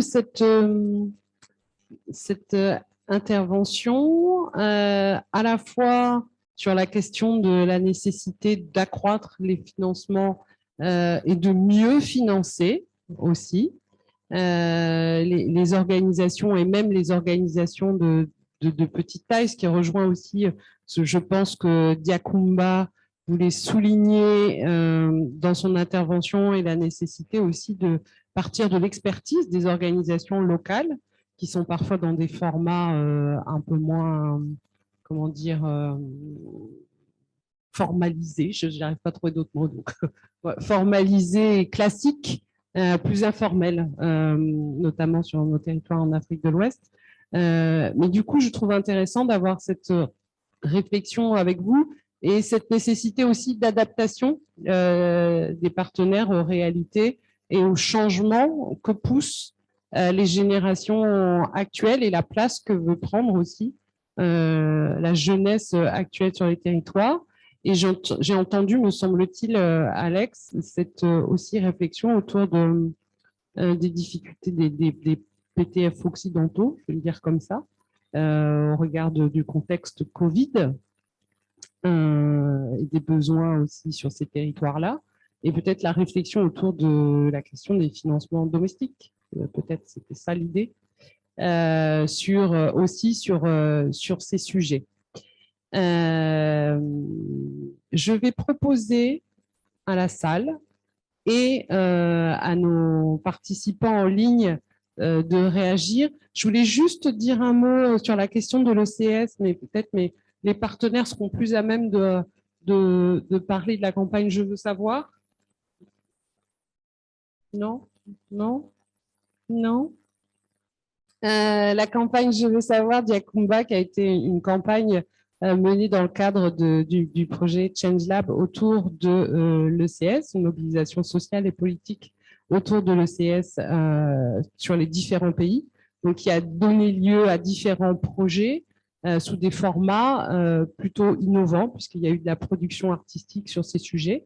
Et du coup, voilà, si ça vous intéresse, on pourra aussi vous en dire davantage sur ce qui a été produit. Ça a été une campagne de communication très large, très riche, qui s'est appuyée sur des TIC et très inspirante sur les différents territoires. Donc, maintenant, je vais passer la parole à la salle. On a plusieurs questions en ligne, dont une question d'une personne qui était coach des sans-voix et qui est adressée donc à Mohamed. La personne souhaiterait savoir, après le projet, quel est le rôle des sans-voix.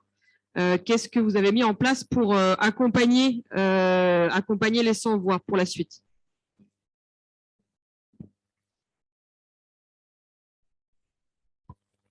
Ok, je pense que c'est de répondre tout de suite. Ok.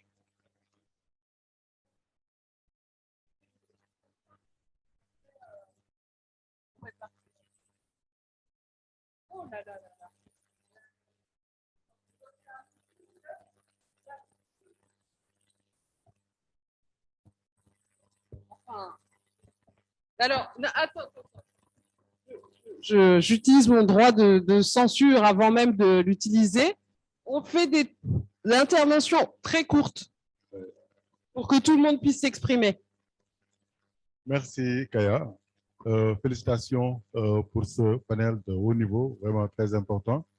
Félicitations aux différents intervenants, surtout ceux qui ont porté la voix des jeunes, qui ont dit vraiment des choses très sensées, des choses assez importantes, mais vraiment qui nous ont beaucoup touchés. Et félicitations aussi aux partenaires financiers pour les paroles assez encourageantes. Merci, Kouadio. Je suis très touché aussi par ce que tu viens de dire. Moi, je m'appelle Maudit, justement, Ndiaye. Je suis directeur des programmes au niveau du RAES. Ma question s'adresse beaucoup plus aux partenaires techniques et financiers. Vous avez senti tout ce travail qui est en train de se développer au niveau de l'Afrique de l'Ouest avec ces jeunes-là, avec des moyens pas très importants. J'étais en train de me dire quelles sont les conversations qui se mènent actuellement autour des partenaires techniques et financiers pour essayer de trouver des synergies d'ensemble et essayer de voir ces modèles inspirants-là qui se développent, comment parvenir à leur allouer, en plus des efforts qu'ils font bien sûr, des ressources assez importantes dans la durée, justement pour que ces dynamiques de changement-là puissent connaître les réussites que nous voulons. Ce que nous faisons au niveau de l'Alliance Droit et Santé est juste extraordinaire. Ce que C'est la Vie réussit à faire dans l'espace de l'Afrique de l'Ouest et du Centre est extraordinaire. Autant à notre niveau et techniquement parlant, on essaie de mettre ensemble donc tout cela. Je pense qu'au niveau des bailleurs, on devrait avoir cette synergie autour de conversations pour mobiliser le maximum de ressources et atteindre de plus grands résultats. Merci.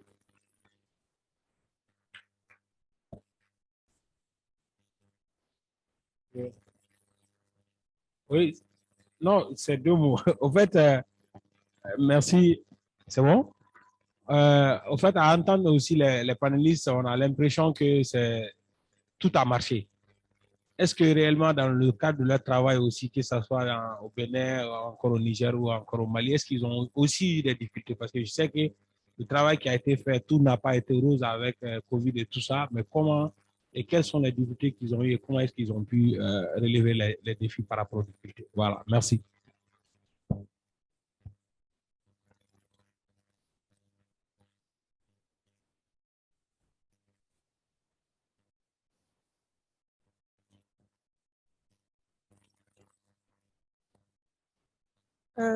Bonjour à tous. Ok. Bonjour à tous. Merci beaucoup pour vos différentes interventions. Donc moi, ma question s'adresse à Monsieur Alexandre. Donc effectivement, il était question de travailler de plus en plus avec les organisations de la société civile qui sont locales. Effectivement, on voit de plus en plus de bailleurs se tourner vers ce type d'organisation-là. Mais aujourd'hui, malgré le fait que certains appels d'offres soient effectivement tournés vers des organisations de la société civile locale, on voit toujours qu'il y a quand même cette grosse prééminence, même dans ce type d'appel d'offres, des grandes organisations internationales. Donc aujourd'hui, je voulais savoir comment vous voyez la mise en œuvre, ou du moins cette possibilité d'accès de ces petites organisations à des appels d'offres qui sont assez conséquents, justement pour que des organisations locales qui sont présentes et qui n'ont pas de siège ni de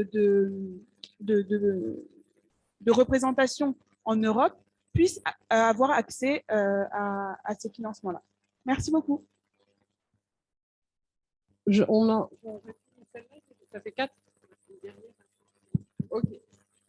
Une question en ligne et après on fera le tour des réponses. Ok, donc une dernière question en ligne qui nous vient de Absatou au Niger, qui a accompagné d'ailleurs le projet des jeunes filles expertes, qui sollicite Shamsia pour expliquer de manière un peu plus concrète ce qu'est une fille experte et en quoi elle est représentative des filles du Niger.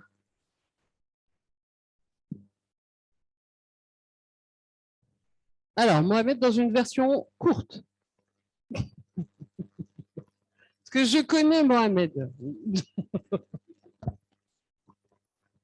Ok, merci beaucoup. J'ai eu deux questions. C'est par rapport à le sort des sans-voix. C'est ce qui a été demandé. Et ce que je sais aujourd'hui au niveau de l'AG4, et toutes les actions que AG4 organise, les sans-voix sont les parties prenantes. On a eu un nouveau projet sur Chili. Ce projet, lors de l'atelier d'incubation, les jeunes adolescents sans voix ont été impliqués. Et ils seront partie prenante aussi de ce projet. Et même lors de l'élaboration du plan stratégique d'AG4, on a associé ces jeunes-là aussi pour qu'ils puissent participer à l'atelier. Alors, c'est pour dire que toujours ces actions sont continuelles. Mais à un moment, j'avais fait une certaine plaidoyer. C'était par rapport à ça. Les pays, nos différents pays ici présents n'ont pas les mêmes contextes. Peut-être au Sénégal aujourd'hui, et ils ont la capacité de pouvoir mobiliser certaines choses. Nous aussi, nous sommes sur les mêmes dynamiques aussi, de pouvoir insérer déjà la prise en charge aussi des questions DSSR dans les collectivités, les PDC, les politiques de développement régional et local.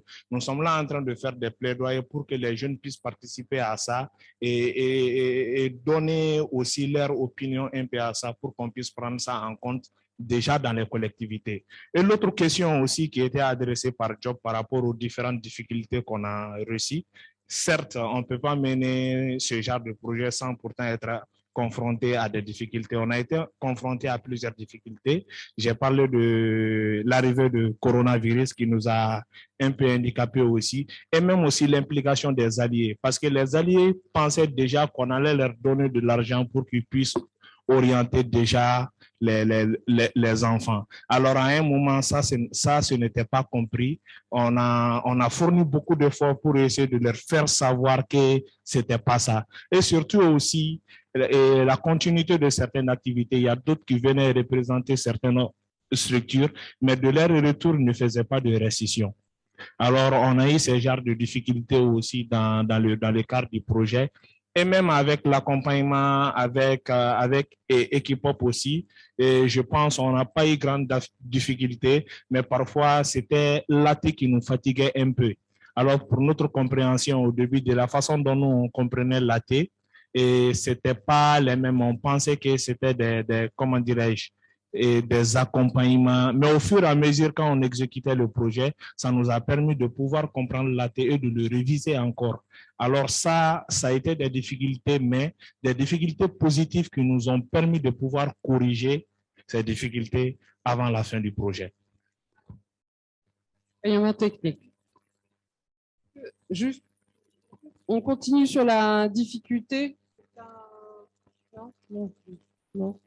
Enfin, je crois que dans l'intervention de Madame Sylvie, il y avait une question de comment ce travail-là se fait avec les maires, comment est-ce qu'on a pu réussir vraiment à les joindre. Je dirais que déjà au niveau national, il y a pas mal de documents, de stratégies, d'agenda qui mettent quand même l'accent sur le rôle des jeunes, leur place dans ces différents, je dirais, des instances de décision. C'est des choses qu'on a pu rappeler déjà à ces maires. Est-ce que tous les maires étaient vraiment de sitôt ouverts à pouvoir nous rencontrer et pas toujours. Et c'est là où je salue vraiment l'intervention de Mme Gazama qui l'a rappelé que l'opportunité que nous on avait par rapport à ce projet justement, c'est qu'entre-temps, nous avons eu des jeunes activistes qui sont devenus aujourd'hui maires et qui ont favorisé aussi ces rencontres-là avec ces autres maires qui entre-temps étaient, je dirais, peut-être un peu réticents également, sans oublier aussi que je prends l'exemple du scoutisme aussi qui a fait un travail fabuleux parce qu'ils ont eu une bonne connaissance, voilà, de ces instances-là qui nous a favorisé aussi, je dirais, l'accès à ces instances-là. Et du coup, je dirais qu'une fois que cette résistance, je dirais, partie, une fois qu'ils nous rencontrent, alors ça devient beaucoup plus intéressant parce qu'ils se rendent compte finalement qu'ils n'ont pas affaire à des gens qui ne savent pas ce qu'ils veulent, ils n'ont pas affaire à des jeunes qui sont là que pour plaire, mais ils ont affaire à des jeunes qui sont décidés, qui viennent avec des évidences et qui maîtrisent justement le sujet. Et c'est ça qui a rendu, je dirais, ce travail-là assez formidable. Et je crois qu'on continue avec eux parce que si systématiquement aujourd'hui, ces maires remontent l'information vers ces associations, on a besoin des jeunes pour telle séance. Et je crois que c'est un travail, un changement qui commence déjà par venir. Et en ce qui concerne rapidement les défis rencontrés, c'est d'abord au niveau des jeunes. Le premier défi des jeunes qui se demandent au départ, mais est-ce que je peux? Parce qu'on leur a toujours dit que vous ne pouvez pas. On leur a toujours dit que voilà, pour accéder à des postes de responsabilité, il faut avoir tel âge. Mais qui nous a dit ça? C'est beaucoup plus dans la construction sociale. Et quand on arrive justement à montrer à ces jeunes que non, en réalité, vous pouvez parler en présence telle parce que justement, vous avez l'opportunité et l'obligation de défendre vos intérêts, ça devient beaucoup plus facile. Donc, le renforcement de capacité, la confiance en soi, le premier défi qu'on a su relever avec les jeunes. Covid est rentré dans le jeu, mais on a su trouver également des moyens pour contourner un tout petit peu, voilà, ces difficultés rencontrées et pour ne citer que cela. Merci Mariette. Je suis désolée, le temps nous presse un peu. Je vais demander aux partenaires. Je sais que j'ai vu que Diakoumba voulait répondre à la question de Maudit, je crois, sur la question de comment appuyer les dynamiques. Diakoumba. En une minute. Merci beaucoup. Simplement dire, parce que Maudit demandait quelles sont les conversations. Oui. Je pense qu'il y a, et en même temps, ça me permettra de répondre à la question autour des appels d'offres. Je pense qu'il y a une dynamique changeante qui est de se rapprocher du local. Nous, par exemple, à la Fondation Hewlett, aujourd'hui, au bout de 5 ans de la dernière stratégie, on se rend compte qu'on a 2/3 de nos partenaires qui sont des ONG internationales et 1/3 des organisations locales. Et dans notre nouvelle stratégie, nous avons décidé de changer cela et de complètement intervertir et de se retrouver avec 2/3 d'organisations locales. Je pense que ça, c'est l'une des conversations majeures. Et la deuxième, c'est vraiment de penser à comment donner des ressources efficaces sur le long terme et de manière juste, justement à ces organisations qui sont celles qui ne sont pas les habituelles qu'on trouve, et de s'éloigner d'un soutien thématique et de plutôt regarder qu'est-ce qu'on peut faire par exemple, au Sénégal, sur diverses thématiques, mais pour arriver à un but qui est l'accès des populations les plus vulnérables, disons, aux services sociaux de base et à la décision et à la participation. Par rapport aux appels d'offres, la Fondation Hewlett, par exemple, ne fait pas d'appel d'offres. Ça a ses avantages et ses inconvénients. Je pense que l'avantage, c'est que on se retrouve avec plus d'égalité entre les grandes organisations et les petites organisations. Le problème, je dirais, c'est que les personnes comme moi qui sont chargées de programmes se retrouvent avec certains pouvoirs vu que nous sommes ceux et celles qui invitent les personnes à se présenter. Et pour la question sur le Niger, je ne peux pas m'empêcher de répondre parce que je ne l'ai pas lu de la même manière que la modératrice. Je voudrais juste vous rappeler que quand on est dans des mouvements comme les nôtres, l'ennemi est à l'extérieur, pas à l'intérieur. C'est vraiment d'être solidaire et de se soutenir et de reconnaître les expertises même qui ne sont pas évidentes à nos yeux. Merci beaucoup et beaucoup de courage à tous et à toutes. Vous avez les salutations de ma collègue Alfea. Merci beaucoup, Diakoumba. Alex, Sylvie voulait réagir. J'ai vu que l'un l'autre vous levez la main. Alors, je ne sais pas qui prend la parole en premier. Je la prends, je profite. Je profite de mon avantage. Désolée, Alex.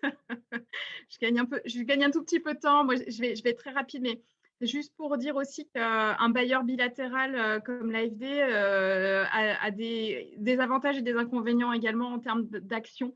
On a parfois moins de flexibilité peut-être que les fondations. Encore que je ne travaille pas en fondation, donc je parle peut-être de quelque chose que je ne connais pas. Peut-être pour vous dire, pour l'AFD, on a dans notre mandat, en fait, de financer des organisations de la société civile française.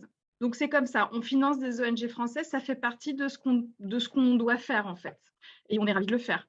Le deuxième volet dans lequel on peut financer, là où on intervient, et là, moi qui est dans la direction dans laquelle je travaille, c'est on finance la demande des États. C'est pour ça que pour moi, le rôle de plaidoyer, il est très important. C'est pour ça que pour moi, le rôle d'intégrer le dialogue step by step, entre guillemets, d'aller au maire, de voir le député, de pouvoir aller directement frapper au ministère de la Santé, à la direction des adolescents qui vous représentent, c'est un moyen pour nous ensuite de nous rejoindre en fait dans ce dialogue-là. Il a ses avantages et ses inconvénients, ses lourdeurs bureaucratiques, il a ses freins que vous connaissez beaucoup mieux que moi. Mais là aussi, quelque part, ça ne peut pas se faire sans vous. Et d'avoir des acteurs clairement identifiés qui nous permettent de pousser conjointement et de faire force ensemble, ça nous permet de monter des programmes qui font du sens. Moi, je suis sur des financements à 10 millions d'euros. Ça se répercute sur le terrain, mais c'est vrai qu'on finance d'abord des États. Donc ça, je crois que c'est important de le savoir. En termes de dialogue, on l'a au niveau du partenariat de Ouagadougou dans la région. On a des discussions au niveau européen également. Il y a ce qu'on appelle des Team Europe Initiatives qui se montent. On en a une sur les DSSR où on essaie de comprendre ce qui se passe en termes d'action et ce qu'on peut financer. Et il y a eu d'ailleurs des consultations qui ont été menées. Et là aussi, en fait, on peut porter la voix et les bonnes pratiques que l'on voit sur le terrain. Mais encore une fois, je pense qu'on a besoin effectivement que ce rôle de plaidoyer soit également dans les ministères pour qu'on puisse se rejoindre. Voilà, je m'arrête là. Merci beaucoup. Merci beaucoup à vous, Sylvie. Alex, je vais vous donner la parole et après, je vais devoir conclure parce qu'on a dépassé le temps et que le buffet nous attend. Okay. Tu voulais répondre à ta question? Okay, how's the translation? Is it working? Good. Okay, so I mean, such good questions, and we could speak for a long time about these questions. From my point of view, as Amplify Change, in the last 6 years, 99% of all of our grants have gone only to Global South organizations, and we recently made a strategy to make sure that we got rid of the 1%. So I'm sorry for some people in the audience from IPAS and Médecins du Monde and other organizations like that. We love you, but we won't be prioritizing anymore. But the truth is, and you must understand this, that the competition is fierce. So an organization like ours is set up to support grassroots civil society advocacy. And we will run a funding round in the first quarter of next year, I imagine. That's all I'm going to say now. But that funding round, I bet you, I think we will receive probably around about 600 to 1,000 applications for, I imagine, 50 grants, 50. Okay, so the competition is enormous.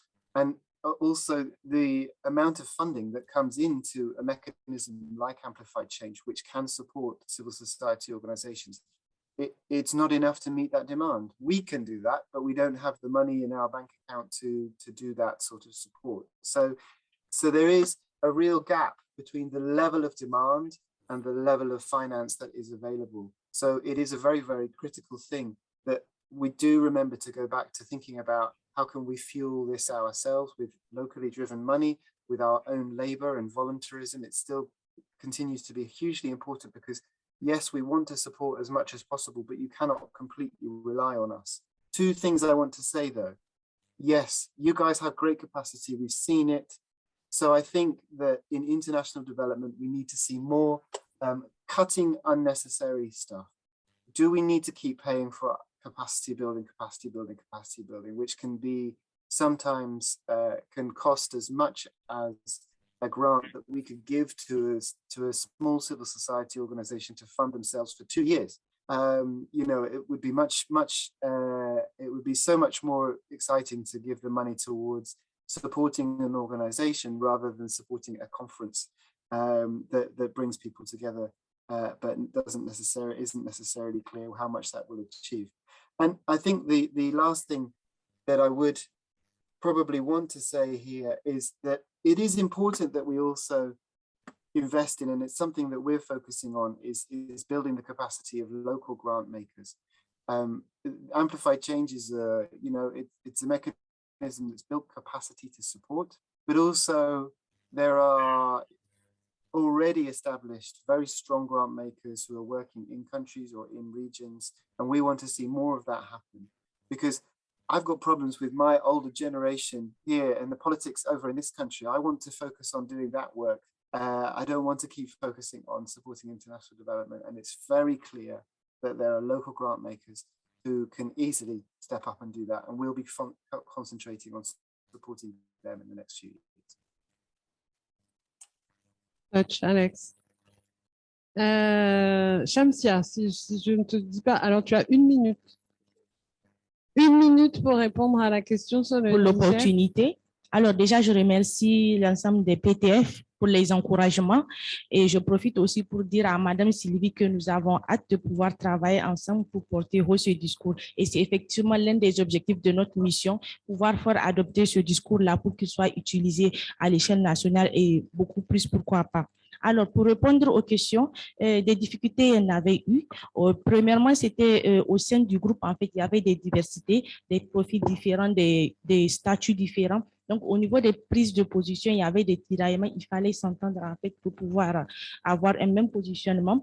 Et aussi, il y avait eu quelques conflits intergénérationnels, comme j'ai eu à le souligner, parce que aussi, au-delà de la diversité au sein du pool des filles expertes, il y avait aussi des leaders religieux qui avaient chaque fois des discours qui tiennent en référence à certains textes religieux. Et qui dit religion, souvent aussi, il y a des diversités. Donc, difficile de s'entendre. Il fallait vraiment des stratégies pour pouvoir s'entendre sur comment élaborer tel message par rapport à tel mythe, tel préjugé et pouvoir l'accepter, en fait, pour porter ensemble ce discours-là.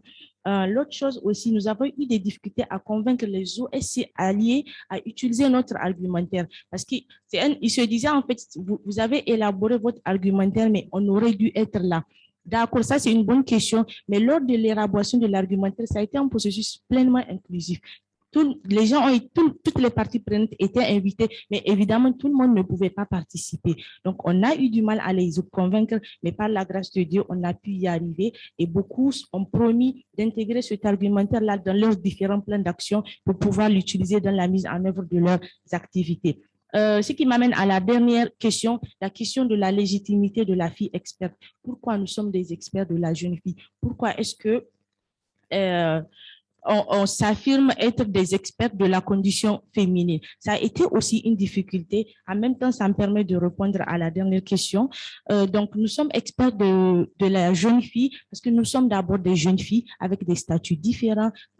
Au sein du pool, il y a des filles qui sont mariées, celles qui ne sont pas mariées, celles qui sont divorcées, et il y en a qui sont scolarisés, il y en a qui ne le sont pas, et il y en a qui vivent dans des milieux urbains, il y en a qui vivent dans des zones rurales. Donc, et les pressions sociales-là que nous combattons, nous les subissons aussi, parce que ça n'écarte aucun profil, c'est tout le monde en fait. Tout le monde est exempt de subir des pressions en matière de natalité, de conjugalité. Donc, et à part ça, nous sommes allés sur le terrain pour interroger les jeunes filles-là qui n'ont pas de voix, pour leur demander en fait quelles sont les pressions que vous subissez pour avoir une base de données. Donc, en cela, on se sent légitime d'être expert de la condition féminine, de pouvoir porter la voix de ces jeunes filles-là dans les instances de là où elles ne peuvent pas se faire entendre. Voilà, merci. Merci, un grand merci à tous nos panélistes. Merci à Shamsia, à Mariette, à Mohamed, à Agathe. Merci Alex Lemay, Diakoumba Gassama, Sylvie Bourdonnais. Merci, un grand merci à tous et à toutes d'avoir participé à ce panel. Il y a des leviers pour l'empouvoirment des jeunes. On a parlé de soutenir les capacités d'action à travers des financements et des mécanismes de financement et de gouvernance adaptés. On a parlé de soutenir des mouvements collectifs, inclusifs, représentatifs de la jeunesse dans sa diversité. On a parlé de soutenir des actions qui sont basées sur des revendications de plaidoyer et sur les histoires de vie des jeunes et leur expertise. Et enfin, on a parlé de soutenir la participation des jeunes dans la démocratie sanitaire. Je pense que ce sont des enjeux que nous partageons tous. Ce dialogue riche et constructif, je l'espère, permettra de tisser des ponts à l'avenir et voir comment on peut collaborer pour faire avancer cet agenda. Et voilà, et je vous invite maintenant à vous rendre au buffet qui vous attend pour ceux qui sont en présentiel, désolé pour les autres, au bord de la piscine. Voilà. Merci, un grand merci à tous et à toutes d'avoir participé.